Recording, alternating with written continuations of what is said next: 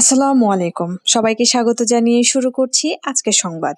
আইন শৃঙ্খলা বাহিনীর বিরুদ্ধে সরাসরি তদন্ত করতে চায় মানবাধিকার কমিশন। আইন শৃঙ্খলা বাহিনীর বিরুদ্ধে কোনো অভিযোগ এলে তা সরাসরি তদন্ত করতে চায় জাতীয় মানবাধিকার কমিশন। পাশাপাশি সমন জারির পরও কেউ হাজির না হলে তার বিরুদ্ধে গ্রেফতারি পরোয়ানা ইস্যু করার ক্ষমতাও চায় কমিশন। গত মঙ্গলবার এমন কিছু বিষয় যুক্ত করে বর্তমান আইনটি সংশোধনের জন্য লেজিসলেটিভ ও সংসদ বিষয়ক বিভাগে প্রস্তাব পাঠিয়েছেন কমিশন। মঙ্গলবার 12ই নভেম্বর মানবাধিকার কমিশনের সভা শেষে গণমাধ্যমে পাঠানো এক সংবাদ বিজ্ঞপ্তিতে এ তথ্য জানানো হয়। বিজ্ঞপ্তিতে বলা হয়, আইন শৃঙ্খলা বাহিনীর বিরুদ্ধে সরাসরি তদন্তের এখতিয়ার পেতে মানবাধিকার কমিশন আইনের 18 ধারা বাতিলের প্রস্তাব দেওয়া হয়েছে। তাছাড়াও কমিশনের চেয়ারপারসন ও কমিশনারদের নিয়োগের জন্য বাছাই কমিটি সদস্য সংখ্যা 9 জন করার প্রস্তাব দেওয়া হয়। বিজ্ঞপ্তিতে আরো বলা হয়, কমিশনের সদস্যদের বাছাইয়ের জন্য কমিটিতে প্রধান বিচারপতির মনোনীত হাইকোর্টের বিভাগের একজন বিচারপতি ও স্পিকার মনোনীত